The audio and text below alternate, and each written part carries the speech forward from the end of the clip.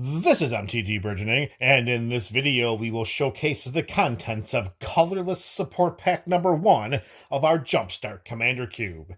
If you haven't been following along or are new to the channel, look in the description of this video for links to the primer video for this series, its playlist, as well as a list of the cards featured in this video. As previously showcased during the primer video for this series, these are the types of cards you can expect to see in every colorless support pack. Now with the prologue coming to an end, let's start spotlighting some colorless support cards, beginning with the exact same 11 cards that are in every single colorless support pack. These 11 cards we won't spend too much time reviewing for the purposes of not inundating you with redundancy. So in a brief way, here are those 11 cards. For starters, the most played card in the format, we have our Soul Ring, 1 mana to cast, and activating it gives us 2 colorless mana. Next up is going to be an Arcane Signet. This is going to tap for any one of the 3 colors of our commander's color identity. Mana value of 2, of course. Next up is going to be another mana rock, and this time it's Felwar Stone. This is going to tap to add 1 mana of any color that a land an opponent controls could produce. As every single Jumpstart Commander deck will be 3 colors, we should have very little trouble fixing our mana with a Felwar Stone on our side of the battlefield. Alright, next up we have another mana rock, but this mana rock comes in the form of a creature, and that is Ornithopter of Paradise. A 0/2 Thopter with flying for 2 generic mana. We can tap this to add 1 mana of any color. Another way in which to fix our color, to fix the colors of our mana, another way to fix our mana in giving it 1 mana of any color. Man, that sounded a lot easier to say in my head than it did out loud. Alright, staying with our mana rock theme, we have Commander Sphere, 3 generic mana. We can tap to add 1 mana of any color in our commander's color identity, which is pretty much just an effect of Arcane Signet, except at instant speed, at any time we want, we can sacrifice Commander Sphere to draw a card. That's a nice way in which to make sure that we get an additional bonus outside of a potential artifact board wipe. Shifting away from mana rocks to some lands, we have the next 5 slots are dedicated to lands, all of which are going to help us to fix our mana, including the best land in the format, Command Tower. This is an Arcane Signet in land form. We can tap it to add 1 mana of any color of our commander's color identity. Land number 2 is pretty much Felwar Stone as a land, and that is Exotic Orchard. We can tap it to add 1 mana of any color of a land an opponent controls could produce. And in the ways of color fixing, redundancy will be our friend. Next up is a land I bet no one expected to see in these colorless support packs. That is a copy of Forbidden Orchard. It taps for 1 mana of any color, and whenever we tap it, we have to have target opponent create a 1/1 colorless spirit creature token. Note that the spirit does not fly for whatever reason, so we could have some, how would we say, politicking at the EDH table to determine which opponent is going to get this 1/1 spirit. It shouldn't matter too much to us. What's more important is that we're tapping that land for 1 mana of any color with a very, very, shall we say, not impactful result. Just a 1/1 spirit. We're not going to worry about that too much, or should we? Next up are 2 cards that are identical, so we're just going to throw them up at the screen at the exact same time. They are Evolving Wilds and Terramorphic Expanse. They both come into play, and we can tap them and sacrifice them to search our library for a basic land card, put it onto the battlefield tapped, and then we shuffle our library. Any basic land in our deck is going to be put into play with either one of these 2 lands.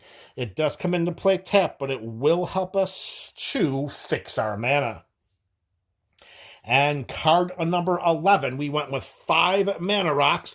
We went with 5 lands that are going to help to fix our colors. And the last card is going to be an equipment, and it may not be the equipment that you're thinking. We're not rolling with a Lightning Grease, or we're not rolling with a Skull Clamp, or even a Swiftfoot Boots. Every colorless support pack is going to have a copy of Hero's Blade. It's an equipment with a mana value of 2 generic mana, an equip cost of 4, and it gives equipped creature +3/+2. However, whenever a legendary creature enters the battlefield under our control, we may attach Hero's Blade to it. This is being included into every single colorless support pack, with the idea of making sure that we can buff up every commander that comes into play on each opponent, on each player's side of the battlefield.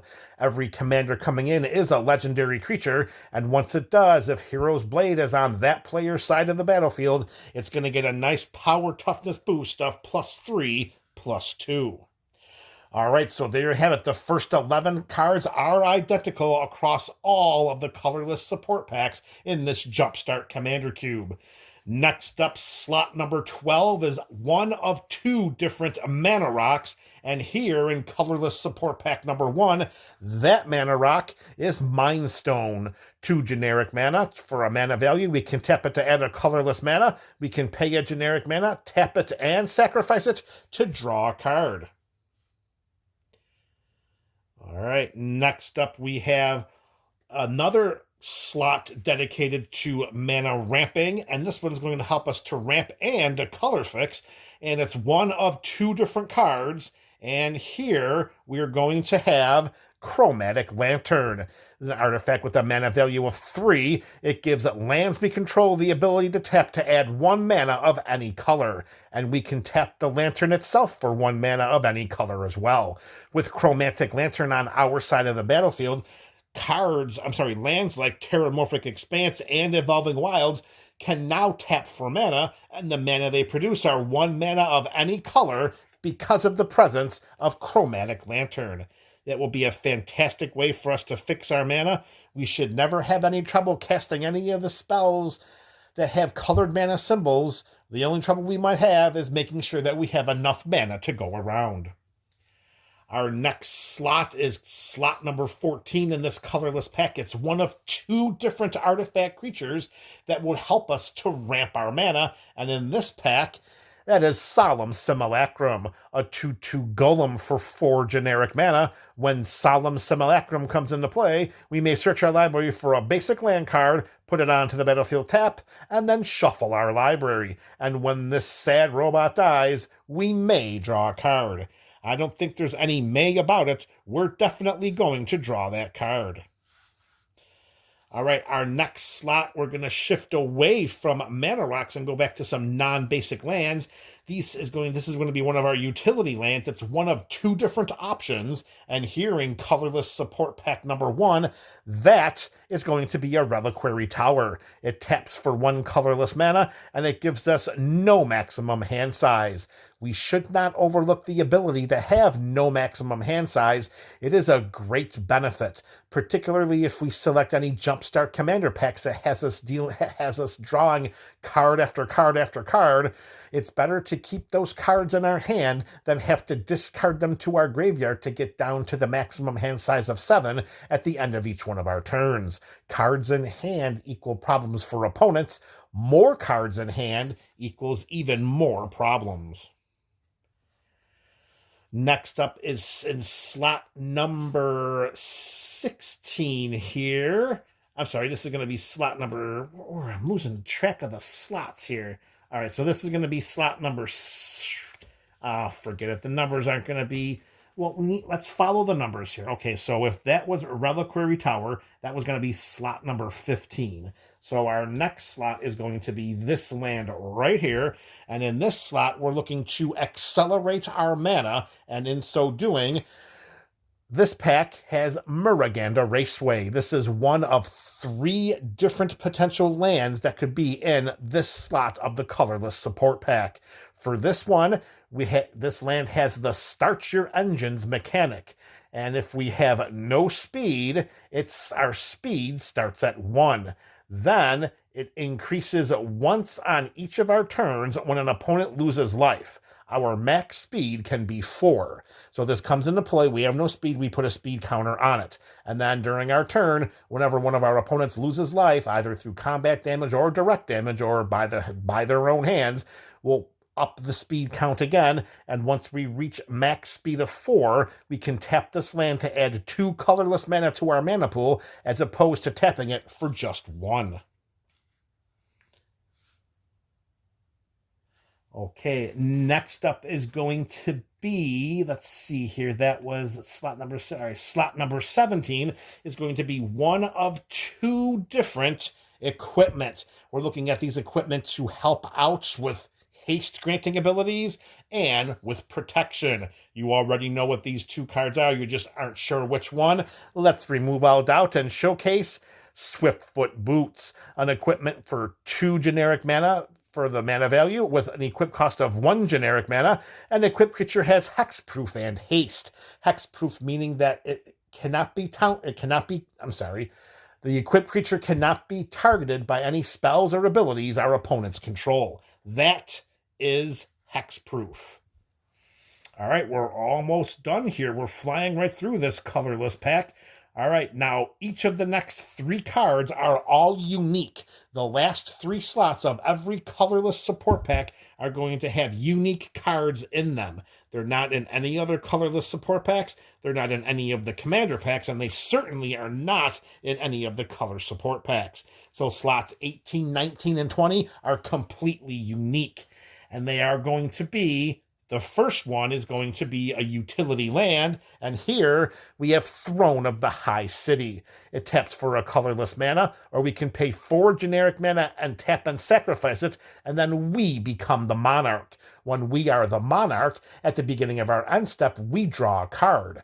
And then, if at any point during the subsequent rounds of turns, if an opponent's creature deals combat damage to us, the controller of that creature then becomes the monarch. So by introducing the monarch, hopefully we'll at least benefit from drawing that card at the beginning of our first end step, and then I guess we just wait to see what happens throughout the game. Slot number 17 is another utility land, but this slot is much different. Where our first utility land slot was geared towards trying to advance our resources, this slot is geared towards looking for mana sinks and turning lands into mans. And that means slot number 19 is dedicated to a man land. This one is Mobilized District. We can tap this to add 1 colorless mana. We can pay 4 generic mana, and Mobilized District becomes a 3/3 citizen creature token with becomes a 3/3 citizen creature with vigilance until end of turn. It is still a land. This ability costs 1 generic mana less to activate for each legendary creature and planeswalker we control. It is very likely that we could pay 0 mana in order to activate this ability, and paying 0 mana to send a 3/3 man land into combat can be very beneficial, particularly if we can ensure its survival by not getting blocked down and destroyed. And don't forget, even though it does become a creature till end of turn, it's still a land. So that means that any spot removal spells or abilities that says something to target non-land permanents, that will not apply to Mobilized District, because even as a creature, it's still a land. All right, at MTG BC, we are at slot number 20 of Colorless Support Pack number 1, and this is not going to be a land. This slot is dedicated to an equipment, and every single equipment in this slot for all of our colorless packs are all going to help with card advantage. There's nothing worse in Commander than sitting there gripping 1 or 2 cards, so let's make sure we can draw as many cards as possible by including as many different peripheral card drawing abilities and spells, and slot 20 of this colorless support pack has that in spades. Our equipment is Dream Thief's Bandana, a mana value of 2 with an equip cost of 1. Whenever we equip creature deals combat damage to a player, we look at the top card of their library and then exile it face down. For as long as it remains exiled, we may play it, and mana of any type can be spent to cast that spell. So those cards are just sitting and waiting for us to cast them, and mana mana coloring and mana fixing shouldn't be a problem because the last line of text says we may spend mana as any type in order to cast those spells. We just have to make sure we slap this equipment onto one of our creatures with evasion, and that should not be a problem at all if you look through all of the different color support packs and the commander packs. All right, there you have it, MTG Burgeoning Community. We have showcased the contents of Colorless Support Pack number 1 of our Jumpstart Commander Cube. Let me know your thoughts about these cards in the comment section below. This is MTG Burgeoning, your channel for all things Magic.